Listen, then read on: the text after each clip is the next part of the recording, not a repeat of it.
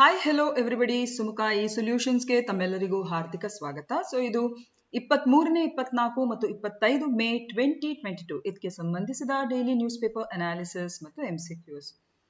So ತಮ್ಮ ಎಲ್ಲರಿಗೂ ಕೂಡ ಸ್ವಾಗತ ಹೇಳ್ತಾ ಈ ಸೆಷನ್ ಅನ್ನು ನಾವು ಪ್ರಾರಂಭ ಮಾಡುವ. ಸೊ ಮೊದಲನೇದಾಗಿ ಕ್ವೆಶ್ಚನ್ಸ್ ಫಾರ್ ದ ಡೇ ಅಂದ್ರೆ ಕಳೆದ ವಿಡಿಯೋಗೆ ರಿಲೇಟೆಡ್ ಆಗಿರುವಂತಹ ಕ್ವೆಶ್ಚನ್ಸ್ ಗಳನ್ನು ಇವತ್ತು ನಾವು ಡಿಸ್ಕಸ್ ಮಾಡುವ. ಮೇ 23-25 2022ರವರೆಗೆ ಯಾವ ನಗರದಲ್ಲಿ ರಾಷ್ಟ್ರಗಳ ಮುಖ್ಯಸ್ಥರ ಕ್ವಾಡ್ ಶೃಂಗಸಭೆಯನ್ನು ಆಯೋಜಿಸಲಾಗಿದೆ? ಇದಕ್ಕೆ ಸರಿ ಉತ್ತರ ಟೋಕಿಯೋ.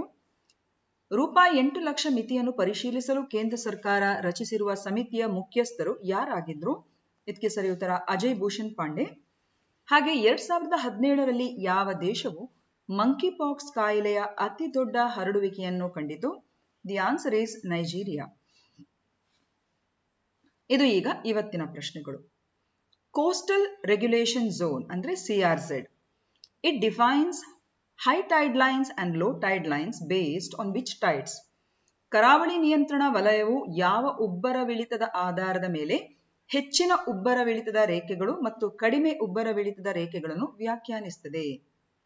ಸೊ ಇದಕ್ಕೆ ಸರಿ ಉತ್ತರ option C, that is spring tides. Option C is the right answer. ಈಗ ಕರಾವಳಿ ನಿಯಂತ್ರಣ ವಲಯದ ಬಗ್ಗೆ ತಿಳಿದುಕೊಳ್ಳಲು ಉಬ್ಬರವಿಳಿತದ ರೇಖೆಗಳನ್ನು ಅರ್ಥ ಮಾಡಿಕೊಳ್ಳುವುದು ಬಹಳಷ್ಟು ಮುಖ್ಯವಾಗಿರ್ತದೆ. ಮೊದಲು ನಾವು ಸ್ಪ್ರಿಂಗ್ ಟೈಡ್ಸ್ ಅಂತ ಏನು, ಅದು ಏನು, ಆ ಪ್ರಕ್ರಿಯೆ ಏನು ಅಥವಾ ಅದು ಸಿಚುವೇಶನ್ ಏನು ಎಂಬುದನ್ನು ನಾವು ಅರ್ಥ ಮಾಡಿಕೊಳ್ಳುವ. ನೋಡಿ, ಸೂರ್ಯ ಮತ್ತು ಚಂದ್ರರು ಪರಸ್ಪರ ಸಾಲಿನಲ್ಲಿದ್ದಾಗ ಅಂದ್ರೆ when they are in the same line, ಗುರುತ್ವಾಕರ್ಷಣೆಯ ಬಲದ ಮೂಲಕ ಸಾಗರದ ಮೇಲ್ಮೈಯನ್ನು ಅದು ಒಂದೇ ದಿಕ್ಕಿನಲ್ಲಿ ಅದು ಎಳೆಯುತ್ತದೆ. ಇದು ಹೆಚ್ಚಿನ ಉಬ್ಬರವಿಳಿತಗಳು ಮತ್ತು ಕಡಿಮೆ ಉಬ್ಬರವಿಳಿತಗಳನ್ನು ಉಂಟು ಮಾಡುತ್ತದೆ. ಈ ಅಲೆಗಳನ್ನೇ ಸ್ಪ್ರಿಂಗ್ ಟೈಡ್ಸ್ ಎಂದು ಕರೆಯಲಾಗ್ತದೆ. ಸೊ ಅಮಾವಾಸ್ಯೆ ಮತ್ತು ಹುಣ್ಣಿಮೆಯ ಸಮಯದಲ್ಲಿ ಅವು ತಿಂಗಳಲ್ಲಿ 2 ಬಾರಿ ಸಂಭವಿಸುತ್ತದೆ. It should be noted that when the sun, moon and the earth are in the same line, the position is known as syzygy. ಇಲ್ಲಿ ನಾವು ನೋಡಬಹುದು, ನೋಡಿ, ಇದು ಭೂಮಿ, ಇದು ಸೂರ್ಯ ಮತ್ತು ಇದು ಚಂದ್ರ, ಹೌದಾ ಅಲ್ವಾ? ಸೊ ಯಾವುದೇ ಅದು ಅಮಾವಾಸ್ಯೆ ಇರಲಿ ಅಥವಾ ಹುಣ್ಣಿಮೆಯ ಸಮಯದಲ್ಲಿ ಇರಲಿ, ಒಂದೇ ಈ ಒಂದು ಹಂತದಲ್ಲಿ, ಒಂದೇ ಲೈನ್ ನಲ್ಲಿ ಅಥವಾ ಒಂದೇ ರೇಖೆಯಲ್ಲಿ ಸೂರ್ಯ, ಚಂದ್ರ ಮತ್ತು ಭೂಮಿ ಬರುವಂತಹ ಒಂದು ಸಂದರ್ಭದಲ್ಲಿ combined full of the attraction ಏನ್ ಮಾಡ್ತದೆ ಅಂತ ಹೇಳಿದ್ರೆ ಈ ಒಂದು ರೀತಿಯ ಒಂದು ಸ್ಟ್ರೆಚ್ ಅನ್ನು ಅದು ಕೊಡುವಂಥದ್ದು ಸಾಗರಗಳಿಗೆ. ಓಕೆ, ಅದನ್ನೇ ನಾವು ಸ್ಪ್ರಿಂಗ್ ಟೈಡ್ಸ್ ಅಂತ ಹೇಳೋದು. ಈಗ ಕರಾವಳಿ ನಿಯಂತ್ರಣ ವಲಯದ ಪ್ರಕಾರ high tide line is defined as a line on the land up to which the water line reaches highest during the spring tides. Okay, so normal ಆಗಿರುವುದಕ್ಕಿಂತ ಈ ಒಂದು ಉಬ್ಬರವಿಳಿತದ ಒಂದು ಸಮಯದಲ್ಲಿ ಅತಿರೇಕವಾದಂತ ಅಥವಾ ಅತಿ ಹೆಚ್ಚಿನ ಒಂದು ರೀತಿಯ ಮ್ಯಾಕ್ಸಿಮಮ್ ಲೆವೆಲ್ಗೆ ಏನು ಆ ನೀರಿನ ಅಂಶಗಳು, ಅಲೆಗಳು ರೀಚ್ ಆಗ್ತದೆ, ಅದನ್ನು ಹೈ ಟೈಡ್ ಲೈನ್ ಅಂತ ಹೇಳ್ತಾರೆ. ಇಲ್ಲಿ ನಾವು ಎಕ್ಸ್ಪ್ಲೈನ್ ಮಾಡಬಹುದು. ನೋಡಿ, ಇದು ನಾರ್ಮಲ್ ಆಗಿದ್ರೆ ಸ್ಪ್ರಿಂಗ್ ಟೈಡ್ಸ್ ನ ಸಂದರ್ಭದಲ್ಲಿ ನೋಡಿ, ಇಲ್ಲಿವರೆಗೆ ಅದು ತನ್ನ ಅಲೆಗಳು ಅಲ್ಲಿ ಅಥವಾ ಅಷ್ಟು ಮುಂದೆ ಸಾಗರ ಬಂದು ಬರುವಂಥದ್ದು, ಅಂದ್ರೆ it will come that forward. So ಅದನ್ನು ನಾವು ಹೈ ಟೈಡ್ ಲೈನ್ ಅಂತ ಹೇಳುವಂಥದ್ದು. ಹಾಗೆಯೇ ಲೋ ಟೈಡ್ ಲೈನ್ ಅಂತ ಹೇಳಿದ್ರೆ ಅದು ಇನ್ನೂ ತೀರಾ ಸಾಗರಗಳು ಒಂದು ತೀರಾ ಲೆವೆಲ್ಗಿಂತ ಕಡಿಮೆ ಹೋಗುವಂಥದ್ದು. Okay, that is called as low tide line. So ಭಾರತದಲ್ಲಿ ಈ ಕರಾವಳಿ ನಿಯಂತ್ರಣ ವಲಯ ನಿಯಮಗಳು ಸಮುದ್ರದ ಸಮೀಪವಿರುವ ದುರ್ಬಲವಾದ ಪರಿಸರ ವ್ಯವಸ್ಥೆಗಳನ್ನು ಸಂರಕ್ಷಿಸಲಿಕ್ಕೆ ಕರಾವಳಿಯ ಸಮೀಪವಿರುವ ಮಾನವ ಮತ್ತು ಕೈಗಾರಿಕಾ ಚಟುವಟಿಕೆಗಳನ್ನು ಈ CRZ ಅಂತ ಹೇಳುವಂಥದ್ದು ನಿಯಂತ್ರಿಸುತ್ತದೆ. ಸೊ ಕರಾವಳಿ ನಿಯಂತ್ರಣ ವಲಯದ ಅಧಿಸೂಚನೆಯನ್ನು ಮೊದಲ ಬಾರಿಗೆ 1991ರಲ್ಲಿ ಪರಿಸರ, ಅರಣ್ಯ ಮತ್ತು ಹವಾಮಾನ ಬದಲಾವಣೆ ಸಚಿವಾಲಯವು ಪರಿಸರ ಕಾಯ್ದೆ 1986ರ ಅಡಿಯಲ್ಲಿ ನಮ್ಮ ಕರಾವಳಿಯ ಪರಿಸರವನ್ನು ರಕ್ಷಿಸಲು ಮತ್ತು ಸಂರಕ್ಷಿಸುವ ಸಲುವಾಗಿ ಕ್ರಮಗಳನ್ನು ತೆಗೆದುಕೊಳ್ಳುವಂತ ಉದ್ದೇಶದೊಂದಿಗೆ ಇದು ಹೊರಡಿಸುತ್ತದೆ. ಇದೇ ನಿಯಮಗಳಿಗೆ 2011ರಲ್ಲಿ ತಿದ್ದುಪಡಿಗಳನ್ನು ಕೂಡ ಮಾಡಲಾಗ್ತದೆ. ಹಾಗೆಯೇ 2018ರಲ್ಲಿ ಶೈಲೇಶ್ ನಾಯಕ್ ಸಮಿತಿಯ ಶಿಫಾರಸಿನ ಆಧಾರದ ಮೇಲೆ ಈ 2011ರ CRZ ನಿಯಮಗಳಿಗೆ ಪುನಃ ಕೆಲವು ಅಂಶಗಳನ್ನು ಅದರಲ್ಲಿ ಮಾರ್ಪಡಿಸ್ತಾರೆ. ಈಗ ಈ CRZ ಅಧಿಸೂಚನೆ 2011ರ ಅಡಿಯಲ್ಲಿ ಕರಾವಳಿ ವಲಯಗಳ ವರ್ಗೀಕರಣಗಳು. This is very important. First, coastal regulatory zone 1. ಇದು it is area between the low tide line and the high tide line. ಇಲ್ಲಿ ನಾವು ಆಗ್ಲೇ ಎಕ್ಸ್ಪ್ಲೇನ್ ಮಾಡಿದ್ದೇವೆ. ಯಾವಾಗ ಈ ಒಂದು ಸ್ಪ್ರಿಂಗ್ ಟೈಡ್ನ ಸಂದರ್ಭದಲ್ಲಿ ಸಾಗರಗಳು ತುಸು ಮುಂದೆ ಬರ್ತದೆ ನೋಡಿ, ಅದನ್ನು ನಾವು ಹೈ ಟೈಡ್ ಲೈನ್ ಅಂತ ಹೇಳುವಂಥದ್ದು. ಮತ್ತು ಇದೇ ಸಂದರ್ಭದಲ್ಲಿ ಕೆಲವು ಸಲ ಹಿಂದೆ ಹೋಗ್ತದೆ ಅದು, ಸೊ ಅದನ್ನು ನಾವು ಲೋ ಟೈಡ್ ಲೈನ್ ಅಂತ ಹೇಳುವಂಥದ್ದು. ಸೊ ಈ ಭಾಗದ ವ್ಯಾಪ್ತಿಯನ್ನು ಅವರು CRZ1 ಅಂತ ಹೇಳುವಂಥದ್ದು.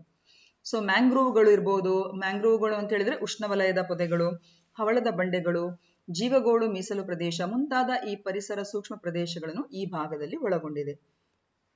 ಹಾಗೂ ಕರಾವಳಿಯಲ್ಲಿ ಈ ಪರಿಸರ ವ್ಯವಸ್ಥೆಯನ್ನು ಕಾಪಾಡಿಕೊಳ್ಳಲು ಇವು ಅತಿ ಅಗತ್ಯ. ಸೊ CRZ ಅನ್ನು ಅರ್ಥ ಮಾಡ್ಕೊಳ್ಳಿಕ್ಕೆ ನಮಗೆ ತುಂಬಾನೇ ಸುಲಭ.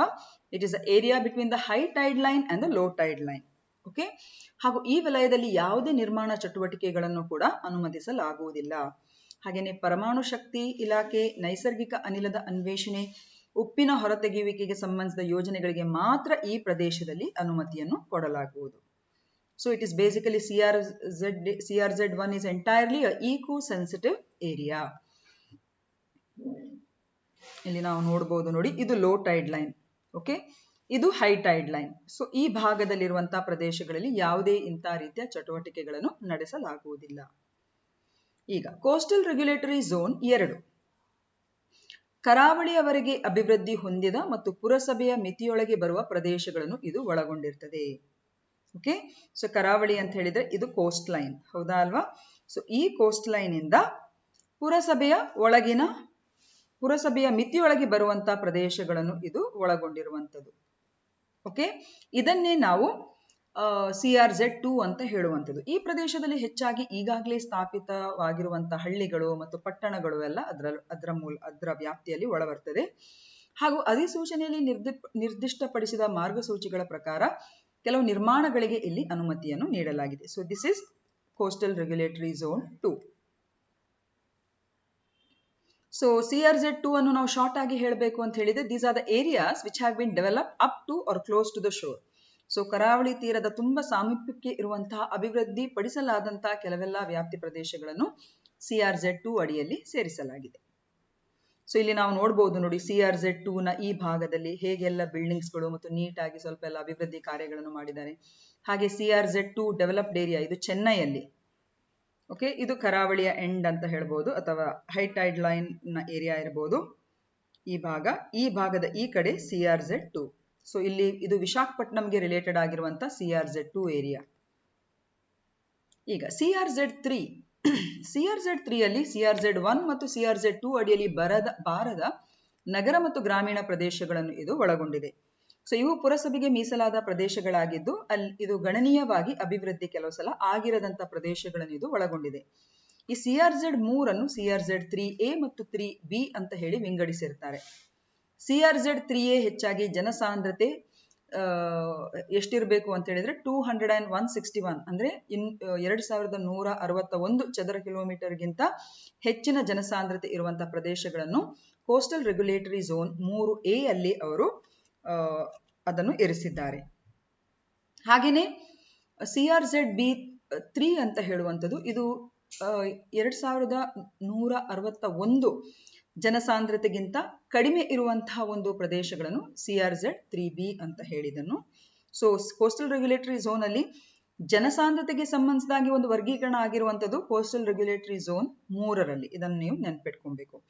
ಹಾಗೆಯೇ ಕೃಷಿ, ತೋಟಗಾರಿಕೆ, ತೋಟಗಳು, ಹುಲ್ಲುಗಾವಲುಗಳು, ಉದ್ಯಾನವನಗಳು, ಆಟದ ಮೈದಾನಗಳು, ಅರಣ್ಯ ಮತ್ತು ಸಮುದ್ರದ ನೀರಿನಿಂದ ಉಪ್ಪು ತಯಾರಿಕೆಗೆ ಸಂಬಂಧಿಸಿದ ಕೆಲವು ಚಟುವಟಿಕೆಗಳಿಗೆ ಇಲ್ಲಿ ಅನುಮತಿಯನ್ನು ನೀಡಲಾಗಿದೆ. ಅಸ್ತಿತ್ವದಲ್ಲಿರುವಂತಹ ಅಧಿಕೃತ ಕಟ್ಟಡಗಳ ದುರಸ್ತಿ ಹೊರತುಪಡಿಸಿ ಈ ವಲಯದಲ್ಲಿ ಯಾವುದೇ ನಿರ್ಮಾಣ ಕಾರ್ಯವನ್ನು ಅನುಮತಿಸಲಾಗುವುದಿಲ್ಲ.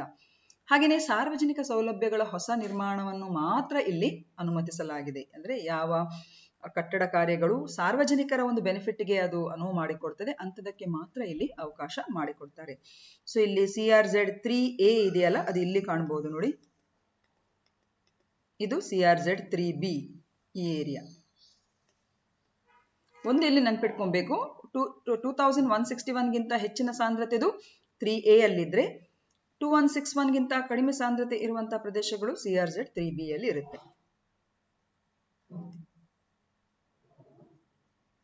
ಈ ವ್ಯಾಪ್ತಿಯಲ್ಲಿ ಬರ್ತದೆ. ಈಗ ಕೋಸ್ಟಲ್ ರೆಗ್ಯುಲೇಟರಿ ಝೋನ್ 4 ಇದು ಕಡಿಮೆ ಉಬ್ಬರವಿಳಿತದ ರೇಖೆಯಿಂದ, ಆಗ್ಲೇ ಹೇಳಿದ್ದೇನೆ low tide line. Low tide line ಅಂದ್ರೆ ಇದು ತೀರಾ ಕೆಳಮಟ್ಟಕ್ಕೆ ಹೋಗುವಂತ ನಮ್ಮ ಸಾಗರದ ಅಲೆಗಳು. ಸೊ ಈ ಕಡಿಮೆ ಉಬ್ಬರವಿಳಿತದ ರೇಖೆಯಿಂದ 12 ನಾಟಿಕಲ್ ಮೈಲ್ನ ಮಿತಿವರೆಗೆ ಇರುವಂತಹ ಪ್ರದೇಶಗಳನ್ನು ಕೋಸ್ಟಲ್ ರೆಗ್ಯುಲೇಟರಿ ಝೋನ್ 4 ಅಂತ ಹೇಳಿ ಅದನ್ನು ಗುರುತಿಸಿಕೊಳ್ತಾರೆ. ಓಕೆ, ಸೊ ಈ ಪ್ರದೇಶದಲ್ಲಿ ಸ್ಥಳೀಯ ಸಮುದಾಯಗಳು ಕೈಗೊಳ್ಳುವ ಸಾಂಪ್ರದಾಯಿಕ ಮೀನುಗಾರಿಕೆಗೆ ಇಲ್ಲಿ ಯಾವುದೇ ರೀತಿಯ ನಿರ್ಬಂಧವಿಲ್ಲ, ಹಾಗೂ ಸಂಸ್ಕರಿಸದ ಕೊಳಚೆ ನೀರು ಅಥವಾ ಘನತ್ಯಾಜ್ಯಗಳನ್ನು ಈ ಪ್ರದೇಶಗಳಲ್ಲಿ ಬಿಡಬಾರದು ಅಥವಾ ಯಾವತ್ತೂ ಕೂಡ ಸುರಿಯಬಾರದು. ಸೊ ಕೋಸ್ಟಲ್ ರೆಗ್ಯುಲೇಟರಿ ಝೋನ್ 4 ಅಂತ ಹೇಳಿದ್ರೆ ಲೋ ಟೈಡ್ ಲೈನ್ ಇಂದ 12 ನಾಟಿಕಲ್ ಮೈಲ್ ಈ ವ್ಯಾಪ್ತಿ, ಸಾಗರದ ಕಡೆಗೆ ಇರುವಂತಹ ಆ ವ್ಯಾಪ್ತಿಯನ್ನು ನಾವು ಕೋಸ್ಟಲ್ ರೆಗ್ಯುಲೇಟರಿ ಝೋನ್ 4 ಅಂತ ಹೇಳಿ ಗುರುತಿಸಿಕೊಳ್ತೇವೆ. So from the low tide line till 12 nautical miles. So ಈ ಪ್ರಶ್ನೆಗಳನ್ನೆಲ್ಲ ನಾವು ಯಾತಕ್ಕೋಸ್ಕರ ಹಾಕಿದ್ದೇವೆ ಅಂತ ಹೇಳಿದ್ರೆ, ಹಿಂದೂ ದಿನಪತ್ರಿಕೆಯಲ್ಲಿ ಬಂದಿರುವಂತಹ ಮಾಹಿತಿ ನೋಡಿ. ಇಲ್ಲಿ 23rd ಮೇ 2022 ಇಲ್ಲಿ ಹಿಂದೂ ದಿನಪತ್ರಿಕೆಯಲ್ಲಿ ಬಂದಿರುವಂತಹ ಮಾಹಿತಿ. ಮೇ 18ರಂದು ನಮ್ಮ ರಾಷ್ಟ್ರೀಯ ಹಸಿರು ನ್ಯಾಯಮಂಡಳಿ ಏನಿದೆ, that is a national green tribunal, ಇದು ಉಡುಪಿ ಜಿಲ್ಲೆಯ ಕರಾವಳಿ ನಿಯಂತ್ರಣ ವಲಯದಲ್ಲಿ ನದಿಗಳಿಂದ ಮರಳು ತೆಗೆಯುವುದನ್ನು ನಿಷೇಧಿಸಿ ಒಂದು ತೀರ್ಪನ್ನು ನೀಡಿದೆ, ಹಾಗೂ ಈ ತೀರ್ಪನ್ನು ಪರಿಸರವಾದಿಗಳು ಸ್ವಾಗತಿಸಿದ್ದಾರೆ. ಇದು ಇಂಗ್ಲಿಷ್ ನಲ್ಲಿರುವಂತಹ ಒಂದು ಮಾಹಿತಿ. ಇದು ಈಗ ಎರಡನೇ ಪ್ರಶ್ನೆ. Which among the following is not one of the ragas of Carnatic music? ಈ ಕೆಳಗಿನವುಗಳಲ್ಲಿ ಯಾವುದು ಕರ್ನಾಟಕ ಸಂಗೀತದ ರಾಗಗಳಲ್ಲಿ ಒಂದಲ್ಲ? ಸೊ ಬಹುಶಃ ಲೈವ್ಗೆ ಹೋಗುವಂತ ಸಂದರ್ಭದಲ್ಲಿ ನಾನು ಇಮಿಡಿಯೇಟ್ ಆಗಿ ಉತ್ತರ ಕೊಟ್ರೆ ಬಹುತೇಕ ಸ್ಟೂಡೆಂಟ್ಸ್ಗಳಿಗೆ ಉತ್ತರ ಕೊಡ್ಲಿಕ್ಕೆ ಅಲ್ಲಿ ಸಮಯ ಇರುವುದಿಲ್ಲ ಅಂತ ಅನಿಸ್ತದೆ. So I will give you few seconds time.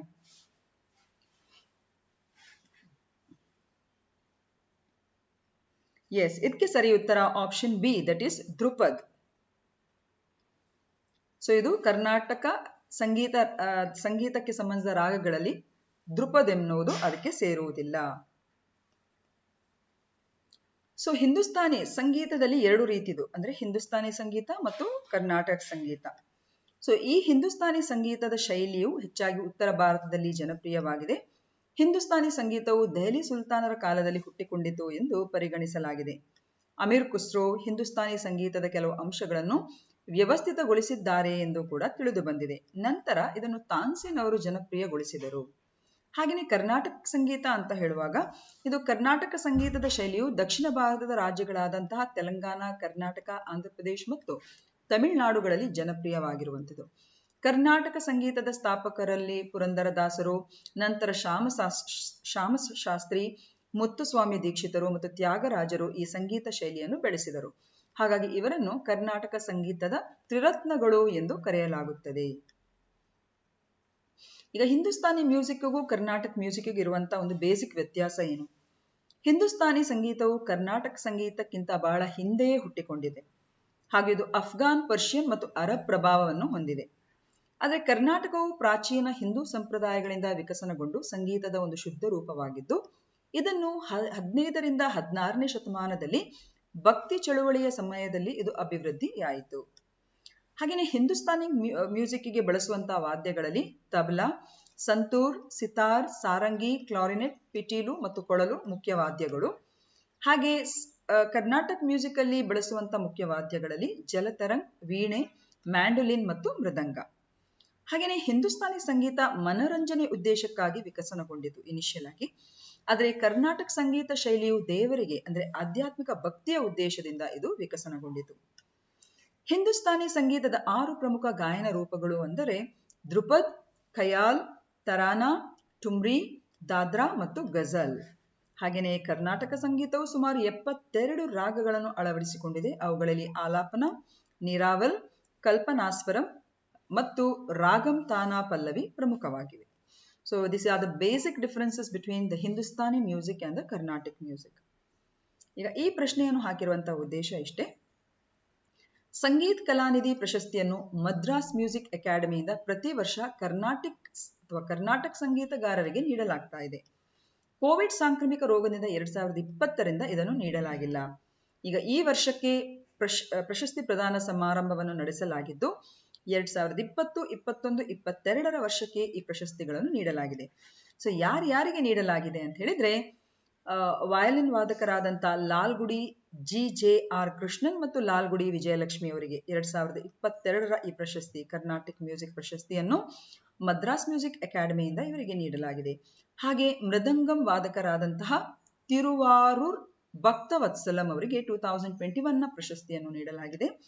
ಹಾಗೇನೆ ಸಂಗೀತ ಕಂಪೋಸರ್ ಅಥವಾ ವೋಕಲಿಸ್ಟ್ ಹಾಡುಗಾರರಾದ ನೇವಿಲಿ ಸಂತಾನ ಗೋಪಾಲನ್ ಇವರಿಗೆ 2020ರ ಈ ಪ್ರಶಸ್ತಿಯನ್ನು ನೀಡಲಾಗಿದೆ. ಈಗ ಮೂರನೇ ಪ್ರಶ್ನೆ, the Aegean sea lies between the coast of which two countries? Aegean ಸಮುದ್ರವು ಯಾವ ಎರಡು ದೇಶಗಳ ಕರಾವಳಿಯ ನಡುವೆ ಇದೆ? ಇದಕ್ಕೆ ಸರಿ ಉತ್ತರ option D, that is Turkey and Greece.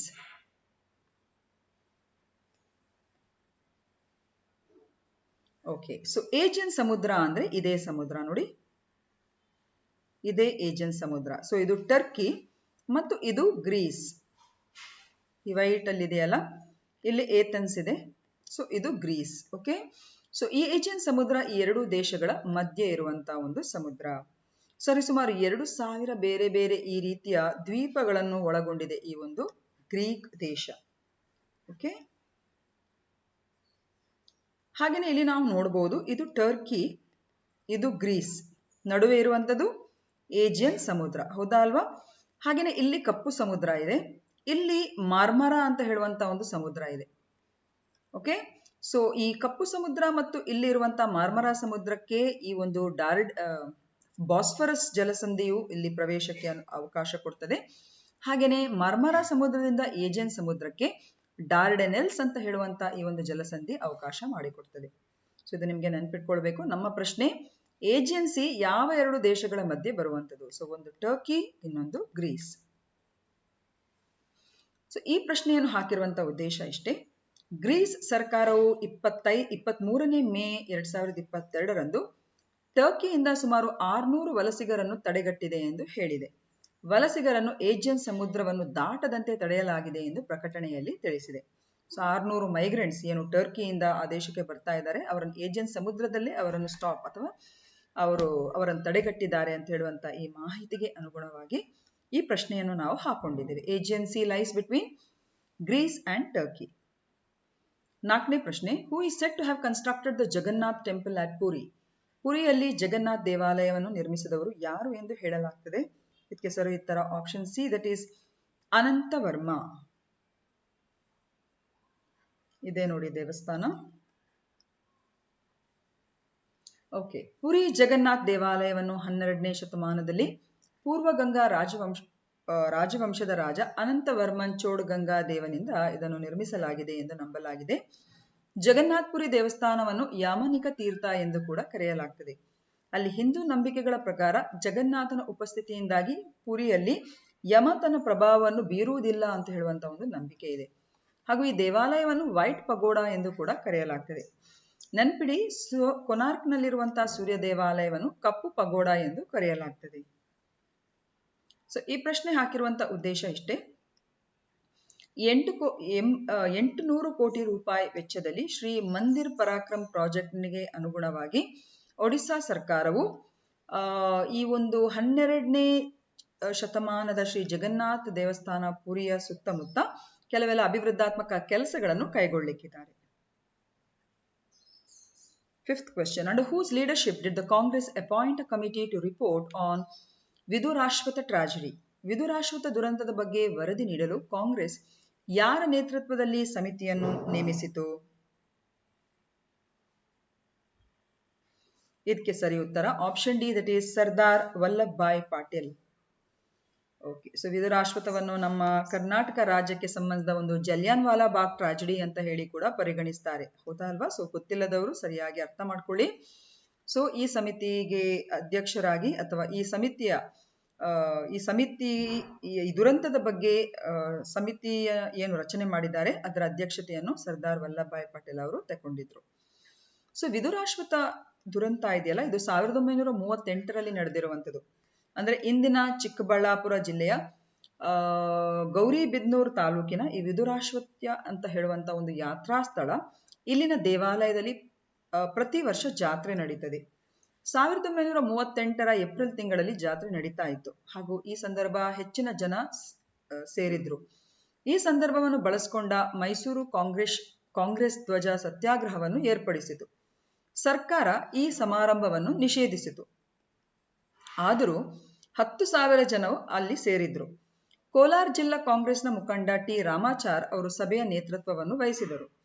ಸ್ಥಳೀಯ ಮುಖಂಡರಾದ ನಾಗಯ್ಯ ರೆಡ್ಡಿ, ಕೊಲ್ಲೂರು ಸುಬ್ಬಾರಾವ್ ಭಾಷಣ ಮಾಡಿ ಜನರನ್ನು ಒಂದು ರೀತಿ ಹುರಿದುಂಬಿಸ್ತಾರೆ. ರಾಜ್ಯದಲ್ಲಿ ಜವಾಬ್ದಾರಿ ಸರ್ಕಾರಕ್ಕೆ ಅವರು ಒತ್ತಾಯಿಸ್ತಾರೆ. ಪೊಲೀಸರು ಹಲವರನ್ನು ಬಂಧಿಸ್ತಾರೆ. ಯಾಕಂದ್ರೆ 10,000 ಜನ ಇದ್ರು, ಅವರು ಲಾ ಅಂಡ್ ಆರ್ಡರ್ ಕಾಪಾಡಲಿಕ್ಕೆ ಅಂತ ಹೇಳಿಬಿಟ್ಟು ಜನರನ್ನು ಬಂಧಿಸ್ತಾರೆ ಮತ್ತು ಜನರು ಪೊಲೀಸರೊಂದಿಗೆ ವಾಗ್ದಾಳಿಗೆ ನಡೆಸಿದರು. ಇದರಿಂದ ಸಿಟ್ಟುಗೊಂಡ ಪೊಲೀಸರು ಗುಂಡು ಹಾರಿಸಿ ಇದರಲ್ಲಿ 35 ಜನರು ಸಾವನ್ನಪ್ತಾರೆ. ವಿಧುರಾಶ್ವತ್ಥದಲ್ಲಿ ನಡೆದ ಈ ದುರಂತ ಇಡೀ ರಾಜ್ಯದ ಗಮನ ಸೆಳೆಯಿತು. ಮಹಾತ್ಮ ಗಾಂಧಿ ಸೇರಿದಂತೆ ಅನೇಕ ರಾಷ್ಟ್ರ ನಾಯಕರು ಈ ಘಟನೆಯನ್ನು ಖಂಡಿಸಿ ಮೈಸೂರು ಸರ್ಕಾರವನ್ನು ದೂರುತ್ತಾರೆ. ಇದು ಕರ್ನಾಟಕದ ಜಲಿಯನ್ ವಾಲಾ ಬಾಗ್ ದುರಂತ ಅಂತ ಹೇಳಿದನ್ನು ಕರೀತಾರೆ. ವಿಧುರಾಶ್ವತ್ಥ ದುರಂತದ ಬಗ್ಗೆ ವರದಿ ನೀಡಲು ಸರ್ಕಾರದಿಂದ ಶ್ರೀನಿವಾಸ್ ಅಯ್ಯರ್ ಸಮಿತಿಯ ನೇಮಕವಾಗ್ತದೆ. ಈ ಸಮಿತಿ ನೀಡಿದ ವರದಿಯನ್ನು ಒಪ್ಪದ ಕಾಂಗ್ರೆಸ್ ಪ್ರತ್ಯೇಕ ಸಮಿತಿಯನ್ನು ಸರ್ದಾರ್ ವಲ್ಲಭಭಾಯ್ ಪಟೇಲರ ನೇತೃತ್ವದಲ್ಲಿ ನೇಮಿಸುತ್ತದೆ. ವಿಧುರಾಶ್ವತ್ಥ ದುರಂತ ನಮ್ಮ ಇತಿಹಾಸದ ಒಂದು ಇತಿಹಾಸದಲ್ಲಿ ನಡೆದ ಒಂದು ಕಪ್ಪು ಚುಕ್ಕೆಗೆ ಸಂಬಂಧಿಸಿದ ಒಂದು ಘಟನೆ ಆಗಿದೆ ಅಂತ ಹೇಳ್ಬೋದು. ಹಾಗೂ ವಿಧುರಾಶ್ವತ್ಥ ದುರಂತ ಪ್ರಕರಣವು ದಕ್ಷಿಣದ ಮಹತ್ವದ ಘಟನೆ. ಯಾಕಂದ್ರೆ ಇದು ಪಂಜಾಬ್ನ ಜಲಿಯನ್ ವಾಲಾ ಬಾಗ್ ಘಟನೆಯನ್ನೇ ಇದು ನೆನಪಿಗೆ ತರ್ತದೆ ಅಂತ ಹೇಳಿ ಪಟ್ಟಾಭಿ ಸೀತಾರಾಮಯ್ಯ ಅವರು ಕೂಡ ಹೇಳ್ತಾರೆ. ಈ ಪ್ರಶ್ನೆಯನ್ನು ಹಾಕಿರುವಂತಹ ಉದ್ದೇಶ ಇಷ್ಟೇ. ವಿಧುರಾಶ್ವತ್ಥ ಗ್ರಾಮದ ಸ್ಮಾರಕದ ಉಸ್ತುವಾರಿ ಸಮಿತಿಯು ಕಿಡಿಗೇಡಿಗಳಿಂದ ರಕ್ಷಣೆ ಕೋರಿ ಪೊಲೀಸರು ಮತ್ತು ಜಿಲ್ಲಾಡಳಿತಕ್ಕೆ ಒಂದು ಮೊರೆ ಹೋಗಿದ್ದು ಸುದ್ದಿಯಾಗಿದೆ. ಸ್ಮಾರಕವನ್ನು ಸುಟ್ಟು ಹಾಕುವುದಾಗಿ ಬೆದರಿಕೆ ಹಾಕಿರುವ ಕಾರಣ ಅವರು ದೂರನ್ನು ನೀಡಿದ್ದಾರೆ. ತೀರಿ ಹೋದ ಜನರ ಒಂದು ಸ್ಮರಣಿಕೆಯಾಗಿ ಅಲ್ಲಿ ಒಂದು ಸ್ಮಾರಕವನ್ನು ಇನ್ಸ್ಟಾಲ್ ಮಾಡಿದ್ರು. ಆ ಸ್ಮಾರಕಕ್ಕೆ ಒಂದು ರೀತಿ ಅದನ್ನು ಕೆಡವುವಂಥದ್ದು ಅಥವಾ ಅದನ್ನು ಧ್ವಂಸ ಮಾಡ್ಲಿಕ್ಕೆ ಇರುವಂತಹ ಆ ಒಂದು ಬೆದರಿಕೆಯ ಪ್ರಯತ್ನಕ್ಕೆ ಸಂಬಂಧಿಸಿದಾಗಿ ಅಲ್ಲಿಯ ಅದರ ಸ್ಮಾರಕದ ಉಸ್ತುವಾರಿ ಸಮಿತಿಯು ಪೊಲೀಸರಿಗೆ ಮತ್ತು ಜಿಲ್ಲಾಡಳಿತಕ್ಕೆ ಅವರು ಮೊರೆಯನ್ನು ಹೋಗಿದ್ದಾರೆ. 6ನೇ ಪ್ರಶ್ನೆ, which of the following statements about myopia is not correct? ಸಮೀಪ ದೃಷ್ಟಿಯ ಬಗ್ಗೆ ಈ ಕೆಳಗಿನ ಯಾವ ಹೇಳಿಕೆಗಳು ಸರಿಯಾಗಿಲ್ಲ? Yes, option A is the correct answer. Image falls behind the retina in people with myopia ಅಂತ ಹೇಳ್ತಾ ಇದೆ. ಸಮೀಪ ದೃಷ್ಟಿ ಹೊಂದಿರುವ ಜನರಲ್ಲಿ ಚಿತ್ರವು ಅಂದ್ರೆ ನಾವು ನೋಡುವಂತ ಇಮೇಜ್ ಏನಿದೆ ಅದು ರೆಟಿನಾದ ಹಿಂದೆ ಬೀಳ್ತದೆ ಅಂತ ಹೇಳ್ತಾರೆ. ಅದು ಹಿಂದೆ ಬೀಳುವುದಲ್ಲ, ಅದು ರೆಟಿನಾದ ಮುಂಭಾಗಕ್ಕೆ ಬೀಳುವಂಥದ್ದು. ಹಾಗಾಗಿ ಈ ಸ್ಟೇಟ್ಮೆಂಟ್ ತಪ್ಪಾಗಿರುವ ಕಾರಣ ನಾವಿಲ್ಲಿ ಕೇಳುವಂಥದ್ದು ಸರಿಯಾಗಿರದಂತಹ ಸ್ಟೇಟ್ಮೆಂಟ್. ಹಾಗಾಗಿ option A is the right answer. Image falls behind the retina in people with myopia. That's a wrong statement. Image falls before the retina. ಇಲ್ಲಿ ನಾವು ನೋಡಬಹುದು ನೋಡಿ, ಇದು ನಾರ್ಮಲ್ ಕಣ್ಣು. ನಾವು ಏನೇ ನೋಡ್ತೇವೆ, ಒಂದು ಮರ ಏನೇ ಇದ್ರೂ ಕೂಡ ಅದು ಈ ಕಾರ್ನಿಯಾದ ಮೂಲಕ ನಮ್ಮ ಲೆನ್ಸ್ ಅನ್ನು ಪ್ರವೇಶಿಸಿ ಆ ನಂತರ ಸ್ಕ್ಲೇರಾದ ಮೂಲಕ ನೇರವಾಗಿ ನಮ್ಮ ಈ ಒಂದು ರೆಟಿನಾಕ್ಕೆ ಬೀಳುವಂಥದ್ದು. ಹೌದಾ ಅಲ್ವಾ? ಇದು ನಾರ್ಮಲ್ ಆಗಿ ಹೇಗೆ ನಮಗೆ ಕಣ್ಣಲ್ಲಿ ನಾವು ಬೇರೆ ಬೇರೆ ಇಮೇಜಸ್ ಗಳನ್ನು ಕಾಣುವಂಥದ್ದು. ಆದ್ರೆ ಮಯೋಪಿಯಾ ಇರುವವರಿಗೆ, ಶಾರ್ಟ್ ಸೈಟೆಡ್ನೆಸ್ ಇರುವವರಿಗೆ ಏನಾಗುತ್ತೆ ಅಂತ ಹೇಳಿದ್ರೆ, ಸಮೀಪ ದೃಷ್ಟಿ ಇರುವವರಿಗೆ ಈ ಇಮೇಜ್ ಇದೆಯಲ್ಲ, ಇದು ರೆಟಿನಾ ಅಂದ್ರೆ ಇಲ್ಲಿ ಬೀಳ್ಬೇಕಲ್ಲ, ಇದು ಎಲ್ಲೋ ರೆಟಿನಾದ ಮುಂಭಾಗದಲ್ಲಿ ಬೀಳ್ತದೆ, ಈ ಭಾಗದಲ್ಲಿ. ಹಾಗಾಗಿ ಇದು ಒಂದು ಸಮಸ್ಯೆ, ಅಂದ್ರೆ ಇದು that is a defect. Myopia ಅದನ್ನು ಶಾರ್ಟ್ ಸೈಟೆಡ್ನೆಸ್ ಅಂತ ಕೂಡ ಕರೀತಾರೆ, ನಿಯರ್ ಸೈಟೆಡ್ನೆಸ್ ಅಂತ ಕೂಡ ಕರೀತಾರೆ. ಇದು ಕಣ್ಣಿನ ದೋಷವಾಗಿದ್ದು ಒಬ್ಬ ವ್ಯಕ್ತಿಯು ಹತ್ತಿರದ ವಸ್ತುಗಳನ್ನು ಸ್ಪಷ್ಟವಾಗಿ ನೋಡಬಹುದು, ಆದರೆ ದೂರದ ವಸ್ತುಗಳನ್ನು ಇವರು ಸ್ಪಷ್ಟವಾಗಿ ನೋಡಲಾಗುವುದಿಲ್ಲ. ಕಣ್ಣು ಗುಡ್ಡೆಯ ಅಸಹಜ ಉದ್ದದಿಂದಾಗಿ ಕೆಲವೊಮ್ಮೆ ಸಮೀಪ ದೃಷ್ಟಿಯು ಉಂಟಾಗ್ತದೆ.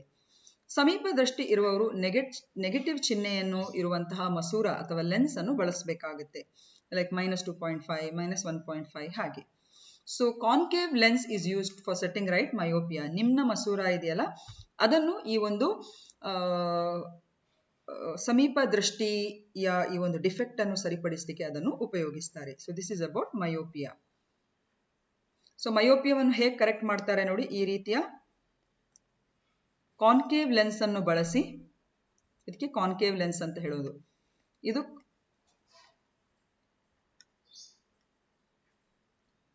ಇದು ಕಾನ್ಕೇವ್ ಲೆನ್ಸ್, ಹೌದಾ ಅಲ್ವಾ? ಸೊ ಈ ರೀತಿ ಲೆನ್ಸ್ನ ಮೂಲಕ ಇಮೇಜ್ಗಳು ಒಳ ಹೋದಾಗ ಇದು ಕರೆಕ್ಟ್ ಆಗಿ ರೆಟಿನಾದ ಮೇಲೆ ಬಿದ್ದು ನಮಗೆ ಸರಿಯಾದ ಇಮೇಜ್ ಕಾಣುವಂಥದ್ದು. ಈಗ ಹೈಪರ್ಮೆಟ್ರೋಪಿಯಾ ಅಂದ್ರೆ ಏನು? Hypermetropia is referred to as long sightedness or far sightedness.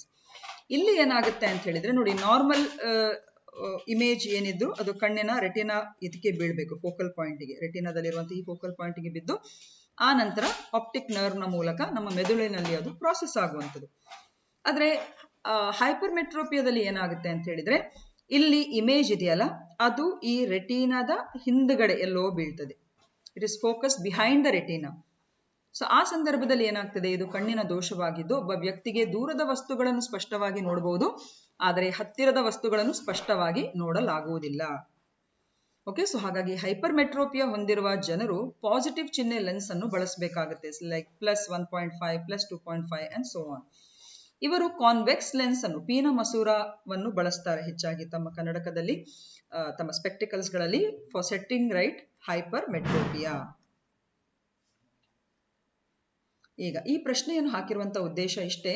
ವಿಶ್ವ ಆರೋಗ್ಯ ಸಂಸ್ಥೆ 2010ರಲ್ಲಿ ಸುಮಾರು 2 ಶತಕೋಟಿ ಜನರು ಸಮೀಪ ದೃಷ್ಟಿ ಹೊಂದಿದ್ದಾರೆ ಎಂದು ಅಂದಾಜಿಸಿತ್ತು.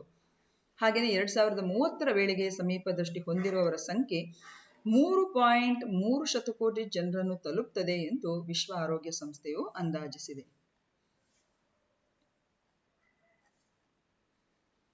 Based on the recommendation of which commission the Interstate Council was established? ಯಾವ ಆಯೋಗದ ಶಿಫಾರಸಿನ ಆಧಾರದ ಮೇಲೆ ಅಂತರ್ರಾಜ್ಯ ಮಂಡಳಿಯನ್ನು ಸ್ಥಾಪಿಸಲಾಗಿದೆ? ಇದಕ್ಕೆ ಸರಿ ಉತ್ತರ option A, that is Sarkaria mission ಅಥವಾ ಸರ್ಕಾರಿಯ ಆಯೋಗ. ಅಂತರ್ರಾಜ್ಯ ಮಂಡಳಿ ಅಥವಾ ಇಂಟರ್ಸ್ಟೇಟ್ ಕೌನ್ಸಿಲ್. ಸೊ ಕೇಂದ್ರ ಮತ್ತು ರಾಜ್ಯ ಸಂಬಂಧಗಳ ಕುರಿತು ಅಧ್ಯಯನ ನಡೆಸಲು ಸರ್ಕಾರಿಯ ಆಯೋಗವನ್ನು 1983-88ರ ಈ ಭಾಗದಲ್ಲಿ ಸ್ಥಾಪಿಸಲಾಯಿತು. ಈ ಸರ್ಕಾರಿ ಆಯೋಗವು ಅಂತರ್ರಾಜ್ಯ ಮಂಡಳಿಯ ಸ್ಥಾಪನೆಗೆ ಇದು ಶಿಫಾರಸನ್ನು ಮಾಡಿತು. ಸರ್ಕಾರಿಯ ಆಯೋಗದ ಮೇಲೆ ಶಿಫಾರಸುಗಳ ಅನುಸಾರವಾಗಿ ಈ ವಿ.ಪಿ. ಸಿಂಗ್ ನೇತೃತ್ವದ ಜನತಾದಳ ಸರ್ಕಾರವು 1990ರಲ್ಲಿ ಅಂತರ್ರಾಜ್ಯ ಮಂಡಳಿಯನ್ನು ಸ್ಥಾಪಿಸಿತು. ಈ ಅಂತರ್ರಾಜ್ಯ ಮಂಡಳಿಯನ್ನು 263ನೇ ವಿಧಿಯ ಅಡಿಯಲ್ಲಿ ಸ್ಥಾಪಿಸಲಾಗಿದೆ. ಕೇಂದ್ರ ಮತ್ತು ರಾಜ್ಯಗಳ ನಡುವೆ ಸಹಕಾರ ಮತ್ತು ಸಹಭಾಗಿತ್ವವನ್ನು ಉತ್ತೇಜಿಸಲು ಮತ್ತು ಬೆಂಬಲಿಸಲು ಈ ಅಂತರ್ರಾಜ್ಯ ಮಂಡಳಿಯು ಬಲವಾದ ಒಂದು ಸಾಂಸ್ಥಿಕ ಚೌಕಟ್ಟನ್ನು ರೂಪಿಸಿದೆ. ರಾಜ್ಯಗಳ ನಡುವೆ ಉದ್ಭವಿಸಬಹುದಾದ ವಿವಾದಗಳ ಬಗ್ಗೆ ಅಂತರ್ರಾಜ್ಯ ಮಂಡಳಿ ವಿಚಾರಣೆ ನಡೆಸಿ ಸಲಹೆಯನ್ನು ನೀಡುತ್ತದೆ.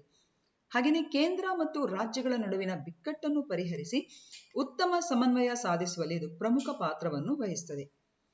ಮಂಡಳಿ ವರ್ಷದಲ್ಲಿ ಕನಿಷ್ಠ 3 ಬಾರಿ ಸಭೆಯನ್ನು ಸೇರುತ್ತದೆ.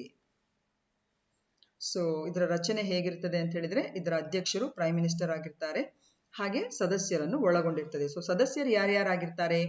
ಎಲ್ಲಾ ರಾಜ್ಯದ ಮುಖ್ಯಮಂತ್ರಿಗಳು, ಶಾಸಕಾಂಗ ಸಭೆಯನ್ನು ಹೊಂದಿರುವ ಕೇಂದ್ರಾಡಳಿತ ಪ್ರದೇಶಗಳ ಮುಖ್ಯಮಂತ್ರಿಗಳು, ಶಾಸಕಾಂಗ ಸಭೆಯನ್ನು ಹೊಂದಿರದ ಕೇಂದ್ರಾಡಳಿತ ಪ್ರದೇಶದ ಆಡಳಿತಗಾರರು, ಪ್ರಧಾನಮಂತ್ರಿಯಿಂದ ನಾಮನಿರ್ದೇಶನಗೊಂಡ ಕೇಂದ್ರ ಸಚಿವ ಸಂಪುಟದಲ್ಲಿನ ಕ್ಯಾಬಿನೆಟ್ ದರ್ಜೆಯ 6 ಸಚಿವರು ಈ ಒಂದು ಮಂಡಳಿಯಲ್ಲಿ ಇರ್ತಾರೆ. ಅಂತರ್ರಾಜ್ಯ ಮಂಡಳಿಯು ಸ್ಥಾಯಿ ಸಮಿತಿಯನ್ನು ಕೂಡ ಹೊಂದಿದೆ. ಇದನ್ನು 1996ರಲ್ಲಿ ಸ್ಥಾಪಿಸಲಾಯಿತು.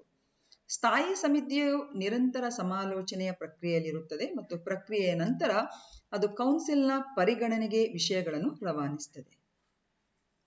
ಸೊ ಈ ಪ್ರಶ್ನೆ ಹಾಕಿರುವಂತಹ ಉದ್ದೇಶ ಇಷ್ಟೇ. ಕೇಂದ್ರ ಗೃಹ ಸಚಿವ ಅಮಿತ್ ಶಾ ಅವರ ಅಧ್ಯಕ್ಷತೆಯಲ್ಲಿ ಕೇಂದ್ರ ಸರ್ಕಾರವು ಅಂತರ್ರಾಜ್ಯ ಮಂಡಳಿಯ ಸ್ಥಾಯಿ ಸಮಿತಿಯನ್ನು ಪುನರ್ರಚಿಸಿದೆ.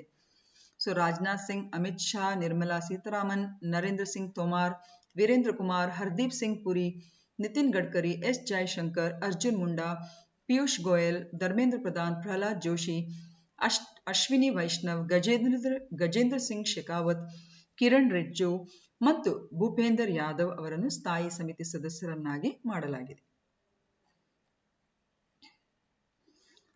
ಕೊನೆಯ ಪ್ರಶ್ನೆ. ಇನ್ 1949, China and Taiwan got separated after the civil war. In 1949, who formed the democratic government in Taiwan? 1949ರಲ್ಲಿ ಚೀನಾ ಮತ್ತು ತೈವಾನ್ ಅಂತರ್ಯುದ್ಧದ ನಂತರ ಬೇರ್ಪಟ್ಟವು. 1949ರಲ್ಲಿ ತೈವಾನ್ನಲ್ಲಿ ಪ್ರಜಾಸತ್ತಾತ್ಮಕ ಸರ್ಕಾರವನ್ನು ಯಾರು ರಚಿಸಿದರು?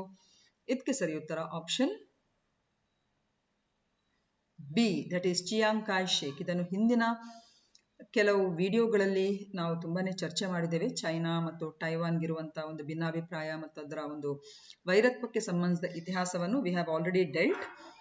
So option B is the right answer. So ಈ ಪ್ರಶ್ನೆಯನ್ನು ಹಾಕಿರುವಂತಹ ಉದ್ದೇಶ ಇಷ್ಟೇ, ಚೀನಾ ಸತತವಾಗಿ ತೈವಾನ್ಗೆ ಮಿಲಿಟರಿ ಬೆದರಿಕೆಯನ್ನು ಒಡ್ತಾ ಇದೆ. ಸೊ ಒಂದು ಕಡೆ ಯುಕ್ರೇನ್ ಮತ್ತು ರಷ್ಯಾದ ನಡುವೆ ಈ ಒಂದು ಯುದ್ಧದ ಏನು ಪರಿಸರ ನಿರ್ಮಾಣ ಆಗಿದೆ. ಸೊ ಈ ಮಧ್ಯೆ ಈ ಕಡೆ ನಮ್ಮ ಈ ಪೂರ್ವ ಭಾಗದಲ್ಲಿ ಈ ಚೀನಾ ಮತ್ತು ತೈವಾನ್ ಕೂಡ ಒಂದು ರೀತಿ ಬೂದಿ ಮುಚ್ಚಿದ ಕೆಂಡದ ರೀತಿಯಲ್ಲಿ ಆ ವಾತಾವರಣ ಸೃಷ್ಟಿಯಾಗಿದೆ. ಸೊ ಈ ಮಧ್ಯೆ ಕ್ವಾಡ್ ಶೃಂಗಸಭೆಯ ವೇಳೆ ಚೀನಾ ತೈವಾನ್ ಅನ್ನು ಬಲವಂತವಾಗಿ ಮರುಪಡೆಯಲು ಪ್ರಯತ್ನಿಸಿದರೆ ಅಮೆರಿಕ ಮಿಲಿಟರಿಯಾಗಿ ಪ್ರತಿಕ್ರಿಯಿಸುತ್ತಿದೆಯೇ ಎಂಬ ಪ್ರಶ್ನೆಗೆ ಅಮೆರಿಕ ಅಧ್ಯಕ್ಷ ಜೋ ಬಿಡನ್ ಅವರು ಹೌದು, ಇದು ನಮ್ಮ ಬದ್ಧತೆಯಾಗಿದೆ ಎಂದು ಪ್ರತಿಕ್ರಿಯಿಸಿದ್ದಾರೆ. So in case China Taiwan ಮೇಲೆ ಒಂದು ವೇಳೆ ಅವರನ್ನು ಮರುಪಡೆಯಲು ಅಥವಾ ಅವರ ಮೇಲೆ ಒಂದು ರೀತಿ ಹೋಲ್ಡ್ ಬೆಳೆಸಲು ಏನಾದರೂ ದಾಳಿ ಮಾಡಿದ್ರೆ ಸೊ ಅವರ ಸಂರಕ್ಷಣೆಗೆ ನಾವು ಯಾವತ್ತೂ ಬದ್ಧ ಅಂತ ಹೇಳಿ ಅಮೆರಿಕ ತನ್ನ ಒಂದು ರೀತಿಯ ಪ್ರತಿಕ್ರಿಯೆಯನ್ನು ತೋರಿಸಿದೆ. ಸೊ ಹಾಗಾಗಿ ಇದು ಕೂಡ ಒಂದು ಒಳ್ಳೆ ರೀತಿಯ ಒಂದು ವಾತಾವರಣ ಅಲ್ಲ. ಸೊ ಏನೇ ಆಗ್ಲಿ, ಈ ಚೈನಾ ಮತ್ತು ತೈವಾನ್ಗೆ ಸಂಬಂಧಿಸಿದ ಮೂಲತಃ ಸಂಘರ್ಷದ ಒಂದು ಹಿನ್ನೆಲೆಯನ್ನು ನಾವು ಅರ್ಥ ಮಾಡ್ಕೊಳ್ಳುವ. ಅದಕ್ಕಿಂತ ಮುಂಚೆ ಇಲ್ಲಿ ನೀವು ಚೀನಾ ನೋಡ್ಬೋದು, ಚೀನಾದ ವ್ಯಾಪ್ತಿಯಲ್ಲಿರುವಂತಹ ಭಾಗಗಳು ಮತ್ತು ತೈವಾನ್ ಅಂತ ಹೇಳುವಂತಹ ಈ ಪುಟ್ಟ ದ್ವೀಪ ರಾಷ್ಟ್ರದ ಸುತ್ತಮುತ್ತ ಕೆಲವೆಲ್ಲ ದ್ವೀಪಗಳನ್ನು ಒಳಗೊಂಡಿರುವಂತಹ ಕೆಲವೆಲ್ಲ ಒಂದು ಇದರ ವ್ಯಾಪ್ತಿ. ನೋಡಿ, ಚೀನಾ ಮತ್ತು ತೈವಾನ್ ನಡುವಿನ ಸಂಘರ್ಷದ ಹಿನ್ನೆಲೆಯನ್ನು ನಾವು ಸಂಕ್ಷಿಪ್ತವಾಗಿ ಅರ್ಥ ಮಾಡ್ಕೊಳ್ಳುವುದಿದ್ರೆ 1644ರಿಂದ 1911ರವರೆಗೆ ಚೀನಾವನ್ನು ಮಂಚು ರಾಜವಂಶವು ಆಳ್ತಾ ಇತ್ತು. 1911ರಲ್ಲಿ ಏನಾಯಿತು, ಸನ್ ಯಾಟ್ ಸೇನ್ ಅಡಿಯಲ್ಲಿ ಚೀನಾದಲ್ಲಿ ಕ್ರಾಂತಿ ನಡೀತದೆ. ಅವರನ್ನು ಚೀನಾದ ಪಿತಾಮಹ ಅಂತ ಹೇಳಿ ಪರಿಗಣಿಸ್ತಾರೆ. ಆ ನಂತರ ಫೆಬ್ರವರಿ 1912ರಲ್ಲಿ ಏನಾಗ್ತದೆ, ಈ ಮಂಚು ರಾಜವಂಶವನ್ನು ಪದಚ್ಯುತಿಗೊಳಿಸಲಾಯಿತು ಮತ್ತು ಚೀನಾದಲ್ಲಿ ಪ್ರಜಾಪ್ರಭುತ್ವವನ್ನು ಸ್ಥಾಪಿಸಿ ಅದೊಂದು ಗಣರಾಜ್ಯವಾಯಿತು. ಕೆಲ ತಿಂಗಳ ನಂತರ ಅಂದ್ರೆ ಆಗಸ್ಟ್ 1912ರಲ್ಲಿ ಏನಾಯಿತು, ಸನ್ ಯಾಟ್ ಸೇನ್ ಅವರು ಕೌಮಿಟಾಂಗ್ ಪಕ್ಷವನ್ನು ರಚಿಸ್ತಾರೆ. ಹಾಗೂ ಇವರು ಪ್ರಜಾಪ್ರಭುತ್ವದ ಆದರ್ಶಗಳಲ್ಲಿ ನಂಬಿಕೆ ಇಟ್ಟವರು. ಓಕೆ, ಸೊ ಇವಾಗ ಯಾವ ಪಕ್ಷ ಅಥವಾ ಅಲ್ಲಿ ಆಡಳಿತ ಮಾಡ್ತಾ ಇತ್ತು, ಕೌಮಿಟಾಂಗ್ ಪಕ್ಷ ಅಂತ ಹೇಳಿಬಿಟ್ಟು ಅದನ್ನು ಸನ್ ಯಾಟ್ ಸೇನ್ ಅವರು ರಚನೆ ಮಾಡಿರುವಂಥದ್ದು. 1920ರಲ್ಲಿ ಚೀನಾದಲ್ಲಿ ಕಮ್ಯುನಿಸ್ಟ್ ಪಕ್ಷವನ್ನು ಕೂಡ ಉದ್ದೇಶಪೂರ್ವಕವಾಗಿ ಸ್ಥಾಪಿಸಲಾಯಿತು. ಆರಂಭದಲ್ಲಿ ಕಮ್ಯುನಿಸ್ಟ್ ಪಕ್ಷ ಮತ್ತು ಸನ್ ಯಾಟ್ ಸೇನ್ ಅವರ ಕೌಮಿಟಾಂಗ್ ಪಕ್ಷ ಎರಡೂ ಮೈತ್ರಿ ಮಾಡಿಕೊಂಡು ಒಟ್ಟಿಗೆ ಕೆಲಸ ಮಾಡ್ತಾ ಇತ್ತು. ಅವರ ಮೈತ್ರಿಯು 1925ರಲ್ಲಿ ಯಾವಾಗ ಸನ್ ಯಾಟ್ ಸೇನ್ ನಿಧನ ಹೊಂತಾನೆ ಅಲ್ಲಿ ತನಕ ಇರ್ತದೆ. ಆ ನಂತರ ಏನಾಯಿತು, ಚಿಯಾಂಗ್ ಕೈ ಶೇಕ್ ಅಂತ ಹೇಳುವವರು 1925ರಲ್ಲಿ ಅಂದ್ರೆ ಸನ್ ಯಾಟ್ ಸೇನ್ ಅವರ ಮರಣದ ನಂತರ ಈ ಕೌಮಿಟಾಂಗ್ ಪಕ್ಷದ ಆಡಳಿತವನ್ನು ವಹಿಸಿಕೊಳ್ತಾರೆ. ಚಿಯಾಂಗ್ ಕೈ ಶೇಕ್ ಮತ್ತು ಕಮ್ಯುನಿಸ್ಟ್ ಪಕ್ಷವು ಅಭಿಪ್ರಾಯ ಭಿನ್ನವಾಗಿತ್ತು. ಸೊ ಹಾಗಾಗಿ ಅವರ ನಡುವೆ ಇದ್ದಂತ ಮೈತ್ರಿ ಏನಾಗ್ತದೆ, ಮುರಿದು ಬೀಳ್ತದೆ. 1931ರಲ್ಲಿ ಏನಾಗ್ತದೆ, ಚಿಯಾಂಗ್ ಕೈ ಶೇಕ್ ಅವರು ಕಮ್ಯುನಿಸ್ಟರನ್ನು ಎದುರಿಸಲು ಮಿಲಿಟರಿ ಪಡೆಗಳನ್ನು ಬಳಸಿದರು. ಇದು ಚೀನಾದಲ್ಲಿ ಅಂತರ್ಯುದ್ಧಕ್ಕೆ ಕಾರಣ ಆಯಿತು. ಅಂತಿಮವಾಗಿ ಅಕ್ಟೋಬರ್ 1, 1949ರಂದು ಮಾವ್ ತ್ಸೆ ತುಂಗ್ ನೇತೃತ್ವದ ಕಮ್ಯುನಿಸ್ಟ್ ಪಕ್ಷವು ಬೀಜಿಂಗ್ ಅನ್ನು ವಶಪಡಿಸಿಕೊಳ್ಳುವಲ್ಲಿ ಯಶಸ್ವಿಯಾಯಿತು ಮತ್ತು ಅದು ಕಮ್ಯುನಿಸ್ಟ್ ಸರ್ಕಾರವನ್ನು ಸ್ಥಾಪಿಸಿತು. ಕಮ್ಯುನಿಸ್ಟ್ ಸರ್ಕಾರವನ್ನು ಸೋವಿಯತ್ ರಷ್ಯಾ ಕೂಡ ಬೆಂಬಲಿಸುತ್ತದೆ. ಈ ತನ್ಮಧ್ಯೆ ಚಿಯಾಂಗ್ ಕೈ ಶೇಕ್ ಅವರು ಏನ್ ಮಾಡ್ತಾರೆ, ಇನ್ನು ನನಗೆ ಅಲ್ಲಿ ಅಸ್ತಿತ್ವ ಇಲ್ಲ ಅಂತ ಹೇಳಿಬಿಟ್ಟು ತೈವಾನ್ಗೆ ಅವರು ಪಲಾಯನವಾಗ್ತಾರೆ. ಸೊ ತೈವಾನ್ ಅನ್ನು ನಿಮ್ಗೆಲ್ಲರಿಗೆ ಗೊತ್ತಿದ್ದ ಹಾಗೆ ಅದನ್ನು ಫಾರ್ಮೋಸಾ ಎಂದು ಹಿಂದೆ ಕರೆಯಲಾಗ್ತಾ ಇತ್ತು ಮತ್ತು ಅಲ್ಲಿ ಅವರು ಪ್ರಜಾಪ್ರಭುತ್ವ ಸರ್ಕಾರವನ್ನು ಸ್ಥಾಪಿಸಿ ಅದನ್ನು ಅಮೆರಿಕ ಕೂಡ ಬೆಂಬಲಿಸಿತು. ಹೀಗಾಗಿ 1949ರಲ್ಲಿ ಅಂತರ್ಯುದ್ಧದ ನಂತರ ಚೀನಾ ಮತ್ತು ತೈವಾನ್ ಬೇರ್ಪಟ್ಟವು. ಆದಾಗ್ಯೂ ಈ ಚೀನಾ ತನ್ನ ಪ್ರದೇಶದ ಭಾಗ ತೈವಾನ್ ಎಂದು ಅದು ಪರಿಗಣಿಸುತ್ತದೆ. ಆದರೆ ತೈವಾನ್ ನಾಯಕರು ತೈವಾನ್ ಸಾರ್ವಭೌಮ ರಾಜ ಅಂತ ಹೇಳ್ಕೊಳ್ತದೆ. ದಶಕಗಳ ಹಗೆತನದ ನಂತರ ಚೀನಾ ಮತ್ತು ತೈವಾನ್ನ ಸಂಬಂಧಗಳು 1980ರ ದಶಕದಲ್ಲಿ ಸುಧಾರಿಸಲು ಪ್ರಾರಂಭವಾಯಿತು. ಚೀನಾ ಒಂದು ದೇಶ ಎರಡು ವ್ಯವಸ್ಥೆಗಳು ಎಂದು ಕರೆಯಲ್ಪಡುವ ಒಂದು ಸೂತ್ರವನ್ನು ಮುಂದಿಟ್ಟಿತು. ಅದರ ಅಡಿಯಲ್ಲಿ ಚೀನಾದ ಪುನರೇಕೀಕರಣವನ್ನು ಒಪ್ಪಿಕೊಂಡರೆ ತೈವಾನ್ಗೆ ಗಮನಾರ್ಹ ಸ್ವಾಯತ್ತತೆಯನ್ನು ನೀಡಲಾಗುವುದು ಎಂದು ತಿಳಿಸಿದರು. ಆದರೂ ಈ ತೈವಾನ್ ಈ ಪ್ರಸ್ತಾಪವನ್ನು ತಿರಸ್ಕರಿಸಿತು. ತೈವಾನ್ ಮತ್ತು ಚೀನಾದ ನಡುವಿನ ಉದ್ವಿಗ್ನತೆ ಇನ್ನೂ ಕೂಡ ಮುಂದುವರೆದಿದೆ. ಓಕೆ, ಸೊ ಈ ತೈವಾನ್ಗೆ ಅಮೆರಿಕದು ಸಪೋರ್ಟ್ ಇರುವಂಥದ್ದು. ಸೊ ಇದು ಇವತ್ತಿನ ಒನ್ ಲೈನರ್ಸ್. 2022ರ IBS ಮಹಿಳಾ ವಿಶ್ವ ಬಾಕ್ಸಿಂಗ್ ಚಾಂಪಿಯನ್ಶಿಪ್ನಲ್ಲಿ ಯಾವ ಭಾರತೀಯ ಬಾಕ್ಸರ್ ಚಿನ್ನದ ಪದಕವನ್ನು ಪಡೆದಿದ್ದಾರೆ? The answer is Nikhat Zareen. She is the fifth woman in India to win the world title after Mary Kom, Sarita Devi, Jenny Arl and Lekha Casey. ಹಾಗೆ ನಿಖತ್ ಝರೀನ್ ಯಾವ ರಾಜ್ಯದವರು? She is from Telangana. ಹಾಗೆಯೇ 2022ರ IBS ಮಹಿಳಾ ವಿಶ್ವ boxing championship ಯಾವ ನಗರದಲ್ಲಿ ನಡೆಯಿತು? The answer is Istanbul, Turkey. ಇನ್ಫೋಸಿಸ್ನಿಂದ ಇನ್ನು 5 ವರ್ಷಗಳವರೆಗೆ ಸಿಇಒ ಆಗಿ ಯಾರನ್ನು ಮುಂದುವರಿಸಲಾಗಿದೆ? ಸಲೀಲ್ ಪಾರೇಖ್ ಎನ್ನುವವರನ್ನು. ಹಾಗೆಯೇ ದಿಮಾ ಹಸಾವ್ ಜಿಲ್ಲೆಯನ್ನು ಈಶಾನ್ಯ ಭಾರತದ ಸ್ವಿಟ್ಜರ್ಲೆಂಡ್ ಎಂದು ಕರೆಯಲಾಗುತ್ತದೆ. ಇದು ಯಾವ ರಾಜ್ಯದಲ್ಲಿದೆ? ಇದು ಅಸ್ಸಾಂನಲ್ಲಿದೆ. ಇನ್ಫೋಸಿಸ್ನಿಂದ ಇನ್ನು 5 ವರ್ಷಗಳವರೆಗೆ ಸಿಇಒ ಆಗಿ ಯಾರನ್ನು ಮುಂದುವರಿಸಲಾಗಿದೆ? Okay, it is Salil Parekh. ಹಾಗೆ ಪ್ರಗತಿ ಅಂತ ಹೇಳುವಂತಹ ಸಭೆಯನ್ನು ಯಾವ ತಿಂಗಳ ದಿನದಂದು ನಡೆಸಲಾಗುತ್ತದೆ? ಪ್ರತಿ ತಿಂಗಳ 4ನೇ ಬುಧವಾರದಂದು. ಹಾಗೆಯೇ ಕರ್ನಾಟಕದಲ್ಲಿ ನವೀಕರಿಸಬಹುದಾದ ಇಂಧನ ಯೋಜನೆಗಳ ಮೇಲೆ 7 ವರ್ಷಗಳ ಅವಧಿಯಲ್ಲಿ ರೂಪಾಯಿ 50,000 ಕೋಟಿ ಹೂಡಿಕೆ ಮಾಡಲು ಕರ್ನಾಟಕ ರಾಜ್ಯ ಸರ್ಕಾರದೊಂದಿಗೆ ಯಾವ ಕಂಪನಿ ಒಪ್ಪಂದ ಮಾಡ್ಕೊಂಡ್ಬಿಟ್ಟಿದೆ? ರಿನ್ಯೂ ಪವರ್ ಅಂತ ಹೇಳುವಂಥದ್ದು. ಅಂತಾರಾಜ್ಯ ಜಲ ವಿವಾದಗಳ ತೀರ್ಪನ್ನು ಸಂವಿಧಾನದ ಯಾವ ವಿಧಿಯು ಒದಗಿಸುತ್ತದೆ? 262ನೇ ವಿಧಿ. ವಲಯ ಮಂಡಳಿಗಳ ಅಧ್ಯಕ್ಷರು ಯಾರು? ಕೇಂದ್ರ ಗೃಹ ಸಚಿವರು. ಕಾರ್ಪೊರೇಟ್ ಸಂಸ್ಥೆಗಳಲ್ಲಿ ಪುರುಷರು ಮತ್ತು ಮಹಿಳೆಯರ ಪದೋನ್ನತಿ ನಡುವಿನ ವ್ಯತ್ಯಾಸವನ್ನು ಉಲ್ಲೇಖಿಸುವ ಪದ ಯಾವುದು? Class cliff. ಕ್ಲಾಸ್ ಕ್ಲಿಫ್ ಅಂತ ಹೇಳಿದ್ರೆ it is a phenomenon. It reinforces stereotypes about women not being ideal in leadership positions. ನಾಯಕತ್ವದ ಸ್ಥಾನಗಳಲ್ಲಿ ಮಹಿಳೆಯರು ಸೂಕ್ತವಲ್ಲ ಎಂಬ ಪೂರ್ವಾಗ್ರಹಗಳನ್ನು ಇದು ಬಲಪಡಿಸುತ್ತದೆ. ಇದು ಇವತ್ತಿನ ಪ್ರಶ್ನೆಗಳು. ಸೂರ್ಯ, ಚಂದ್ರ ಮತ್ತು ಭೂಮಿ ಒಂದೇ ಸಾಲಿನಲ್ಲಿದ್ದರೆ ಅದನ್ನು ಏನೆಂದು ಕರೆಯಲಾಗುತ್ತದೆ? ಮದ್ರಾಸ್ ಮ್ಯೂಸಿಕ್ ಅಕಾಡೆಮಿಯಿಂದ ಕರ್ನಾಟಕ ಸಂಗೀತದ ಸಂಗೀತಕಾರರಿಗೆ ಪ್ರತಿ ವರ್ಷ ಯಾವ ಪ್ರಶಸ್ತಿಯನ್ನು ನೀಡಲಾಗ್ತಾ ಇದೆ? ವಿದುರಾಶತ್ವ ದುರಂತದ ಬಗ್ಗೆ ವರದಿ ನೀಡಲು ಸರ್ಕಾರದಿಂದ ಯಾವ ಸಮಿತಿಯನ್ನು ನೇಮಕ ಮಾಡಲಾಯಿತು? ಕಪ್ಪು ಪಗೋಡ ಎಂದು ಕರೆಯಲ್ಪಡುವ ದೇವಾಲಯ ಯಾವುದು? ಒಬ್ಬ ವ್ಯಕ್ತಿ +1.50 ಲೆನ್ಸ್ ಅನ್ನು ಬಳಸ್ತಾ ಇದ್ದಾನೆ ಅಂತ ಹೇಳಿದ್ರೆ ಹಾಗಾದರೆ ಅವನಿಗೆ ಯಾವ ಕಣ್ಣಿನ ದೋಷವಿದೆ?